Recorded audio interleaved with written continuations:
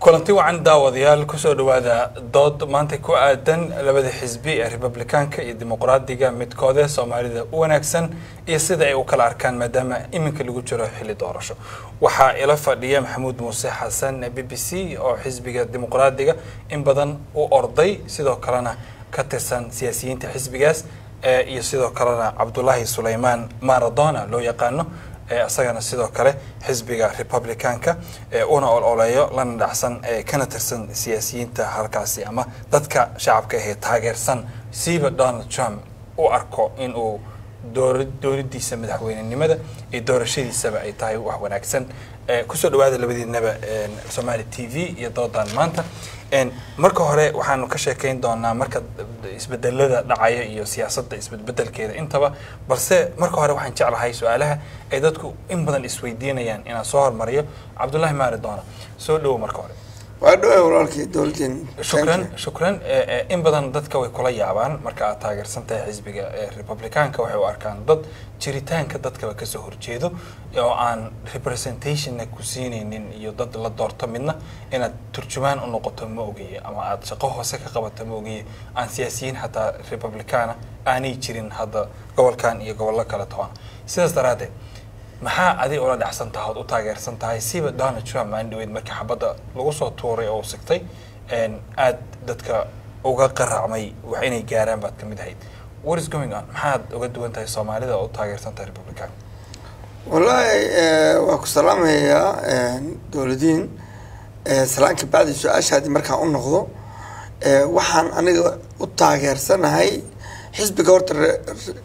Republicaanka anigu taageersan oo ka tirsanahay marka Donald Trump siyaasadiisa aad baan ula dhacsanahay waxaan u kula dhacsanahay waxay tahay Donald Trump wuxuu dhahay America will be great again make America great again anigu waxaan rabaa marka in America ay wanaagsanaato oo wanaageedu uu soo noqdo ayaan rabaa ma doonayo inay daad soo diday oo inay qaadaan oo dhax qaadaan oo dib noo geystaan ma doonayo marka sidaasaan ku taageeray Donald Trump saddex qodob baan ku taageersanahay marka dadka soo diday aad sheegaysa dadka Soomaalida xataa soo taariibay ma kamid ba waxa soo taariibay Mexican ba soo taariimay Costa Rica Somali Yemen cid kasta soo taariibtay waxaan ka soo horjeedaa aniga qof kasta oo soo taariibo wadankayga uma ogoli waxaan u ogolahay qof sharci ku imaada kaasa support gareynaya caawanaya Soomaalida markay soo taariibay xataa marabti inay soo ma jecli mana doonayo mana ku raacsan inay soo taariibaan oo darbigan ka soo booday iyo waa aragnay haddaan indhaha iska tareenin wiilashii iyo gabdhihii soo taariibay oo darbiyada ka soo booday dhibaatada haysata waa aragnaa marka anigu shakhsiyaad ahaantayda markii aan myself ka hadlo nafsadayda ka hadlo ma raacsani mana soo dhaweynayo qof America si qaldan ku soo galay USA cid rabaa cadaan iyo madow baa ma ogol yani kuwan in la cisha ku taageeray waxaan ogolahay in wadankooda loo celiyo haday loo heli karo gartay BBC waa ujeeda adiga laftirkaaga waxaad u oleysaa sharciyada la raadisaa in badan aad u safartay oo istiidyo kale xataa u tagtay dadka Soomaalida ee soo taariibay rafaadsan saad u caawin lahayd sharciyo oo helaayeen wadankan u dagi lahaayeen idinkii ay idin la mid ahaan lahaayeen ama anaga noola mid ahaan lahayn staaras ahaan Cabdullaahina uu diiday xulli hal cisho soo aragtaa bismillaahir rahmaanir rahiim wa salaam marka ugu horeysa Cabdullaahi Maradona sidoo kale wariye Maxamuud Duladeyn oo barnaamijka amarta u caawo iyo siyaasi Saalax oo barnaamijka asagu producer ka ah runtii waxaan ku faraxsanahay marka la inay mada Somali TV haddana lagu jiro xaalad xasaasi oo isbedel ah haddaan u soo laabto su'aashaadii waa soo dhaweynay horta mabadi ahaan dadku waa difference waa noqon karaan waana dimuqraadiyada ku dhisan waana sida xadaarada wadanka ilbaxnimada ah in la kala duwanaado waa aragsi waa dadku isku aragti moodan noqon karaan laakiin runtii waxa uu lagu kala duwan karaa direction dalka uu aadaya dalka dan u ah anigu runtii waxaan aaminsanahay xisbiga dimuqraadiga historically waxa uu leeyahay taariikh ah dadka oo dhan Mareykanka inay sameeyeen in wadanka Mareykanka iyo wadan ilbaxa dadka oo dhan ma ingila u iman karaan dadka imaanaya iskama imaanayaan dhib baa wadankooda keenaya wadankan wuxuu kamid yahay wadamada Geneva Convention saxiixay marka Cabdullaahi laftigiisa waxaan filayaa inuu yahay qof Soomaaliya oo wadankan ma ingila u yimid xilligii wadanku dagaalada ay ka dhaceen marka dadkaas oo kale ayaa iyaguna bay maanta sidii dhibkii shalay Cabdullaahi keenay bayigana kale baan qabaa marka aan waxaan qabaa siyaasadda Mareykanka xisbiga dimuqraadiga waxyaabo badan ayuu ku fiican yahay wada doon yahay difference inuu jiro laakiin muhiimadda ugu weyn waxa waaye Cabdullaahi waxa uu taageersan yahay madaxweyne Trump waa la soo arkay 4 sano hore waxa uu ku xun yahay xagga xuquuqul insaanka waxa uu ku xun yahay mataqaana ishig dhaqaalaha isdhexgalka bulshada dhaqaalaha wax lagu waxyaabo ku xun dhaqaalaha kamid ma actually way jira dhaqaalaha waxyaabo waxa jira loo isticmaalay siyaabo aan fiicnayn waxa kamid ah dhaqaalaha u bixinay Ukraine meelo kale actually processka loo marayo ayaa aan fiicnayn marka runtii mabaadi ahaan dagaalka Ukraine wuxuu bilowday Joe Biden madaxweyne waa ogahay laakiin waxaan ku sheegay iska dub xisbiga dimuqraadiga anoo hadda 4 sano xilka aan joognay shaqo fiican baan qabanay aad marka dalkana runtii wax ugu muhiimsan waa laba waxay ku xun yihiin Republicanka lagama hadlay xisbiga Republicanka waxa laga hadlay hadda ninka madaxda u ah oo leaderka xisbiga Republicanku dad badan oo fiican oo waxa jira danaha Mareykanka ka shaqeynaya oo runtii patriotic ah laakiin Donald Trump wadanka Mareykanka maanta ma lagu aamini karo sababtoo uu khatar ku yahay dimuqraadiyadda hadda afarta marka lama aqoon ninka astaa cusub waha laakiin waa la bartay hadda soo tahay Donald Trump dacwado badan baa ku socda oo kala duwan tirtay waa ku soo noqonaya waa mahadsan tahay xisbiga dimuqraadiga ee aad diidan tahay Cabdullaahi Maradona muxuu ku xun yahay u diidan tahay waxa weeye horta Maxamuud markii runta laga hadlay faktiga dhabta markii laga hadlay Donald Trump waa ninka kaliya oo maantay wadankan samata bixin karo sidee wuxuu ku samata bixinayaa waxa Soomaalida ku maamaadaa biyo fadhiya biyo socda kiciya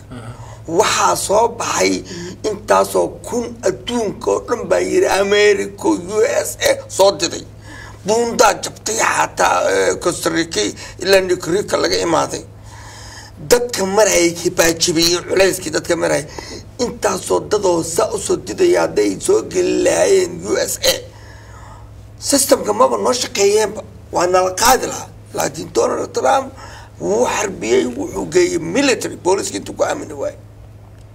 Donald Trump wadanku badbaadiyay wuxuuna leeyahay mudnaanta koowaad buu leeyahay laakiin dadkana daawanaya waxay isweydiin karaan adiga laftigaaga Cabdullaahi Maradona dadka ama sharci ha lagu soo galo ama sharci la'aan ha lagu soo galo laakiin immigrationku waa immigration immigrants waa immigrant marka adiga laftigaaga inaa immigrant ahaan ku soo gashay wadanka oo sharci ha ahaata laakiin dadkaas oo aad kamid tahay oo xisbiga dimuqraadiga Donald Trump uusan kala jeclayn waa kii Soomaalida markii halkan joogeen aynay inta soo istaagay ma okay inuu Soomaalida ahay wallahi hortaniyo oran ku sheego hortaniyo waxa waaye ninkan asagu Donald Trump waa nin siyaasi oo madaxweyne raadinaya waay shaqada marka uu raadinayana ciduu rabana waa amaanaya ciduu rabana uu ka hortagaya laakiin dadku ka hortagayo oo ka hortagayo inuu Afrikadeey laga yaabo waxa laga yaabaa intaasoo ka duwan inay jecel yihiin asaga oo ay support gareynayaan cod uu ka helayo marka laakiin istaamaha uu sheegayo Soomaalida inay dad liitay yihiin ku raxsan Soomaalida dad liito ma aha laakiin anigu codka uu sheegay Donald Trump anigu ay sana waa raxsan عيدنا وكرحسنت أنا وياف لك بحني بكبر رحسن لكن وحكون رحسناي إنه مدحوينا مدحوينا الشقينا ويا ودن كانوا بدات شيء مدحوينا حزب الديمقراطي كان إنه ودن كان قعنتيس وكبحنا هاي الدولة قعنتي إنه كبحنا يا ما يسويد مركو سكتي وكان حلي صحبة نعم وكان يا وحزب جيجو كمدي هاي ومدحويني قبل أقولها يبقى سجوا يبقى إن كان أقولها يبقى سجوا أقولها سجوا عدية سجوا هذا عدين دونا BBC واو جيتا actually waxa soo dhaweynay Cabdullaahi difference oo galahay uu taageersan yahay Soomaalidu dadku isku meel mawd aadi karaan qofku waa xor laakiin muhiimadda ugu weyn waxa waaye waxyaabaha waxa jira priority wadankan number 1 horta in la ilaaliyo rule of law and order ka iyo institutionska marka waxa moodaa Trump inuu khatar ku yahay dimuqraadiyadda dalka Mareykanka ma aha nin aaminsan sharciga nidaamka rule of law waa ogtahay no one above the law in America sharcigeeda Trump waxa runtii waxyaabaha inta badan hadda lagu haysto inuu ku xadgudbo sharciga in uu ka hor yimi hay'adaha justice-ka marka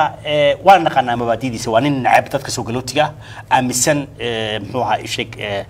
hal qol in waddankan leeyihiin oo dadka cadaanka ah waliba kuwa xag jirka ah marka runtii Trump bolisigiisa hore loo soo arkay soo tijaabiyay madaxweyne 4 sano soo joogay waaye marka waxaan u qabaa aan u arkaa in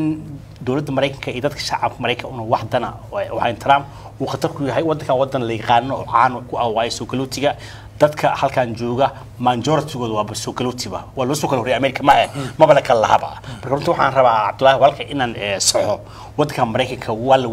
wada leeyahay inta uu jirana waa la imaanaya waana ka mid yahay dadkii saxay Geneva Convention marka immigration-ka waa waxyaabaha waddanka dhaqaalihiisa kor u qaaday waaye haddaan la keenin every year dad immigration oo xirfad leh waddanka dhaqaalihiisa soo dhacaya waa taxpayers waa dad badan dadka hadda inta qaybaha ka ah